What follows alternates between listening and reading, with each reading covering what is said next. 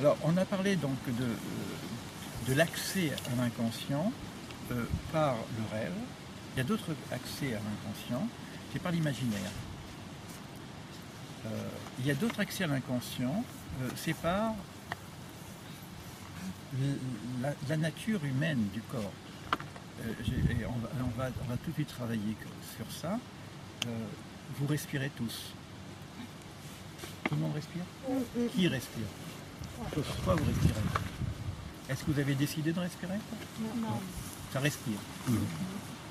Donc il y a quelque chose en nous qui fait que ça respire. C'est un souffle de vie. D'accord? J'ai eu des personnes, par exemple, qui étaient dans un état suicidaire. Imaginez-vous que vous l'êtes, pourquoi pas? Et je dis, bon, vraiment me tuer. Il dit, pas de problème, arrête de respirer.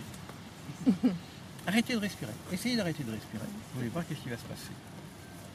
Quel que soit l'état où on est, même l'état suicidaire le pire, vous ne pouvez pas vous arrêter de respirer. Vous pouvez vous jeter par la fenêtre, mais arrêtez de respirer, vous ne pouvez pas. Il y a un souffle qui va vous prendre. Donc il y a bien un souffle de vie qui est intérieur. Ça c'est le voir. C'est pour ça qu'on va travailler sur l'élément de l'air. D'accord? Donc il y aurait quelque chose dans le respire, dans l'inspire, qui vient d'un niveau extrêmement élevé, qu'on appelle le ruach, le vent. Mais le vent, c'est aussi ruach, c'est le mot qu'on utilisait lorsque on dit qu'au début de la création, il y avait les eaux, et le vent, le ruach, merafeset al pene hamayim, et l'esprit de Dieu planait au-dessus des eaux. Donc il y aurait donc dans la matière des eaux un esprit qui plane au-dessus. Ça s'appelle le ruach. Donc on va apprendre par là, par ce petit texte simplement, que notre constitution aussi, il y a un esprit divin qui plane au-dessus de nos eaux. Nos eaux OS comme nos eaux EAUX.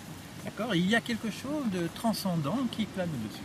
Alors ça m'amène à vous donner comme déjà au départ la structure du corps humain. Il y a un corps, ça s'appelle gouf, le corps. Alors le corps, il a des automatismes. Et un des automatismes, donc il y a un automatisme au niveau du sang. C'est pas moi qui décide de dire au cœur, tiens, tu m'amènes un peu de sang par là, il m'en manque. Ça se fait tout seul. D'accord? Et on n'est pas capable aujourd'hui d'être conscient ou de travailler d'une façon consciente, certains yogis y arrivent, le travail que fait le cœur. Donc nous avons le corps. À l'intérieur de ce corps, il y a plein de processus. Tous ces processus se travaillent par quelque chose qui s'appelle, disons, le parasympathique au niveau du corps, par des automatismes qui sont organisés dans notre cerveau. Il y a un programme qui fait que tout marche. Le corps, le cœur fait son travail. D'accord? Ça, c'est naturel. Ça s'appelle, parce que c'est quelque chose qui est de l'ordre de l'âme, qui organise tout ce système. Et quand il y a une dysfonction, ça vient aussi de cette notion qu'on appelle le nefesh. Le nefesh, on va dire, c'est l'âme primaire, c'est l'âme première, c'est l'âme aussi animale, c'est l'âme instinctive, c'est l'âme qui fait que mon corps va trouver un certain équilibre dans son organisation. Mais c'est le nefesh qui aussi va donner les sentiments, les pulsions, les colères. Parce que le nefesh est organisé autour du sang aussi. D'accord? On dit que le sang c'est comme l'âme d'une personne, mais c'est au niveau du nefesh. Mais à ruach merachefet al pene hamayim, mais tout ce qui est des eaux qui va nous faire monter ou descendre, etc., il y a un vent, un esprit qui est au-dessus des eaux. Donc il y aurait une possibilité d'accéder à ce ruach. Alors le ruach c'est quoi? Proprement dit, on va dire que le ruach, c'est... Souvent le nefesh on dit l'âme, mais ça serait plutôt l'esprit. Ruach c'est l'âme personnelle. C'est-à-dire l'âme de chacun d'entre vous, avec cette dimension divine. Donc, si j'atteins mon ruach, par la méditation ou par autre technique, je vais découvrir chez moi une forme de dialogue entre mon ruach et mon nefesh. Mon nefesh qui est plutôt au niveau de l'ego, le moi. Le ruach, c'est un moi qui est spiritualisé par une force supérieure encore. Donc, l'idée, comment je peux atteindre le dialogue, l'échange entre le ruach et l'inconscient qui gère mon ruach. Qu'est-ce que je fais? Donc, vous respirez tous, d'accord? Maintenant, vous allez décider de respirer plus profondément. prenez la conscience de votre inspire, et vous respirez plus profondément. Et on le fera tout à l'heure d'une façon plus intense, je vous accompagnerai si vous voulez, mais à partir du moment où je mets ma conscience dans mon inspire, c'est moi qui va décider maintenant de reprendre le relais au niveau de l'inspire. Qu'est-ce qui va se passer? C'est que mon inconscient qui gérait mon inspire va être maintenant géré par la conscience. Donc je vais décider d'inspirer plus profondément et d'expirer avec conscience. Je vais mettre de la conscience dans mon système naturel, automatique.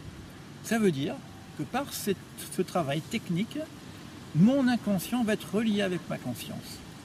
Et quand je suis bien axé, bien centralisé là-dessus, je peux faire un certain travail spirituel pour essayer de me relier avec mon inconscient spirituel et faire ce qu'on appellerait des intentionnalités, poser des demandes individuelles, personnelles, de façon à ce que cela soit également inscrit dans l'inconscient spirituel.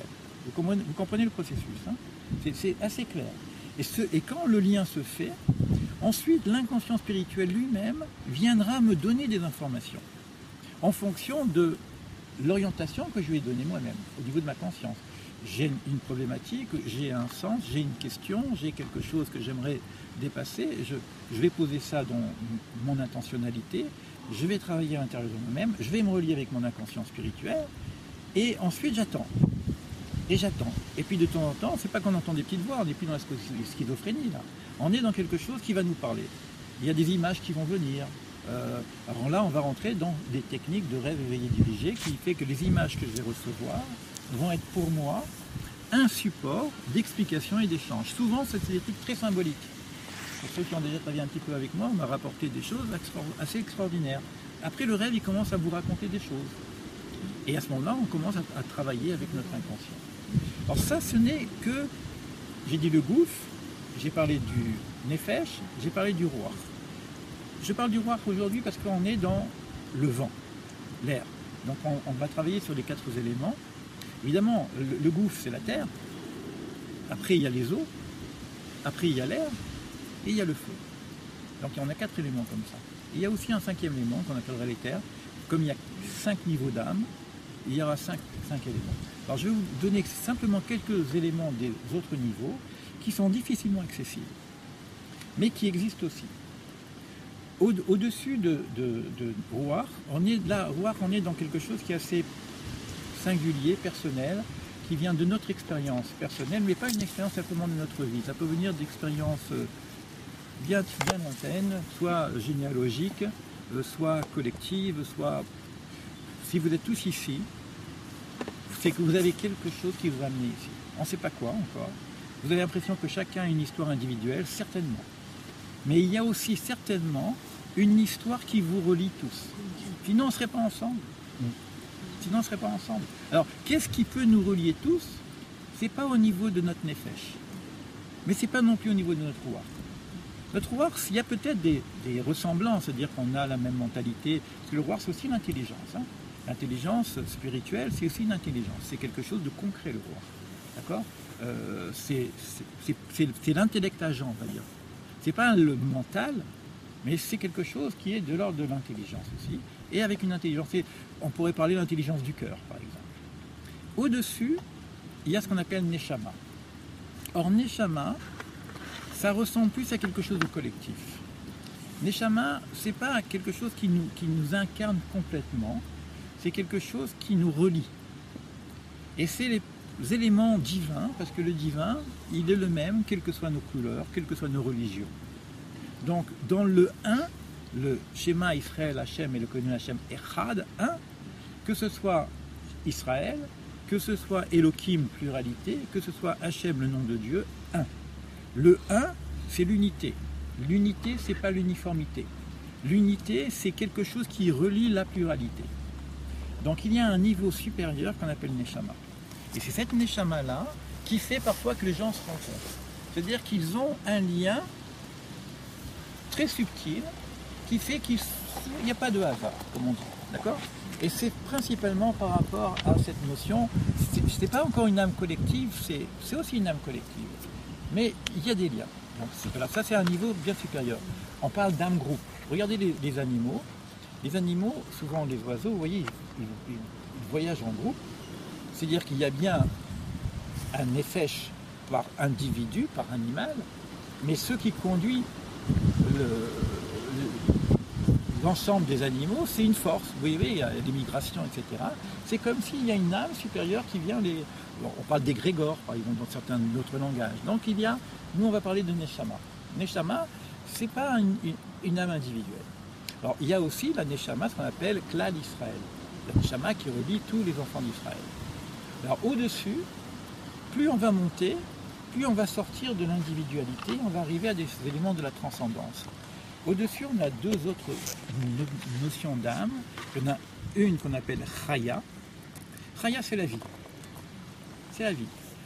Par exemple, le fait de voir un brin d'herbe traverser du béton, c'est une force de vie. Il y a une force de vie qui est permanente et qui est unitaire dans l'ensemble de la planète. Ça s'appelle Chaya. Et au-dessus encore, ça s'appelle Yechida. Yechida, c'est Yachid, c'est le 1. Ça veut dire c'est vraiment l'unité divine. Voilà comment est organisé dans la Kabbale ces processus. Victor Frankl n'a évidemment pas touché la Kabbale. Il n'a pas parlé de Chaya, il n'a pas parlé du Neshama. Il est au niveau de Ruach, parce que dans Ruach, il y a une possibilité pour chacun d'entre nous de trouver le sens de sa vie individuelle. À quoi je sers? Qu'est-ce que j'ai à faire dans ce monde? Quelle est mon identité? Vous voyez, Alors, on peut monter de degrés, mais ce qui est intéressant, c'est d'abord de se retrouver soi-même avant d'aller rencontrer l'histoire. Parce que lorsqu'on sera à Jérusalem, on va passer au niveau de Neshama. On va passer au niveau de l'histoire. Or, l'histoire du peuple d'Israël, ce n'est pas l'histoire des Juifs. L'histoire du peuple d'Israël incarne le processus de l'évolution de l'humanité. Donc, à travers l'histoire du peuple d'Israël, on va comprendre quelque chose qui est en train de se faire pour l'ensemble de l'humanité. Vous savez ce qu'a dit Bernard Chouraki, c'est extrêmement fort quelque part. Il le dit avec sa pulsion prophétique, je dirais même. Mais c'est exactement ça. Et ça, il faut l'entendre. Mais pour pouvoir capter ces choses-là, il faut avoir déjà fait un travail sur soi-même. Il faut d'abord essayer de pouvoir se recentrer, se dépouiller un petit peu de tous ces préjugés, de tous ces complexes, etc. Retrouver son centre. Et on est passé par Mister Ramon, le nombril du monde. On est ici maintenant au Gan Eden. Cet endroit-là est inscrit dans la Bible. C'est inscrit dans la Bible au niveau prophétique, c'est-à-dire vis-à-vis des messianiques. C'est lorsque l'Éden, Ein Gedi, va fleurir, même la source que vous allez voir demain, c'est inscrit dans les prophéties. C'est des éléments qu'on a l'impression que ça a simplement 60 ans, même pas peut-être 50 ans. Vous allez voir dans l'histoire, c'est que c'était ici un vrai désert. Vous allez voir les photos de l'endroit, un vrai désert. C'est impossible d'imaginer ces arbres que vous avez vus qui ont à peine 50 ans. On dit, attends, il y a quelque chose qui ne va pas là-dedans. Vous allez vous baigner dans une grande piscine, c'est de l'eau de source, c'est l'eau de Ein Gedi. Vous êtes dans un endroit qui est spécial et qui est marqué dans la Bible. Mister Ramon, c'est pareil. Jérusalem, c'est pareil. Sfat, c'est pareil. Donc vous allez vivre à travers vos individus une histoire collective qui est porteur de sens. Donc vous avez besoin de trouver votre propre sens et vous allez vous connecter à quelque chose qui est porteur de sens au niveau universel. C'est un petit peu le partage que je veux faire avec vous. D'accord? Alors, il y a un petit travail à faire sur soi. D'accord? Je vais en faire on va faire un petit travail très simple, mais là on redescend sur l'individu, on redescend sur notre propre nefesh, sur notre propre corps. On va essayer simplement de commencer à voir comment on peut vivre un certain nettoyage intérieur. Je vais proposer une petite méditation et on verra en fonction de chacun, je ne sais pas encore, parce que il y a des méditations qu'on appelle des méditations kabbalistiques qui vont monter très haut, avec soit les symboles des lettres, soit autre chose. Je vais voir parce que Rav Shriki nous proposera peut-être une méditation kabbalistique. Il y a Daniel Cohen qui peut aussi nous faire de la méditation kabbalistique. Moi, je peux aussi éventuellement vous porter vers une méditation kabbalistique. Je ne sais pas pour l'instant. Je ne sais pas du tout comment va se dessiner le groupe.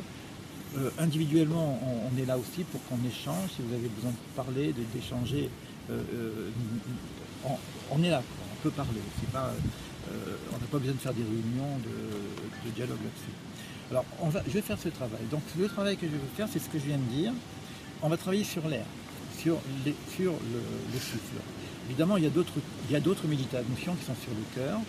On va utiliser un petit peu le cœur, mais ça va passer par le souffle. Et je vais vous proposer un certain nettoyage à travers le souffle, avec l'air que vous avez ici. Je pense que ça va être assez porteur. D'accord? Donc là, par contre, je voudrais qu'on ne filme pas.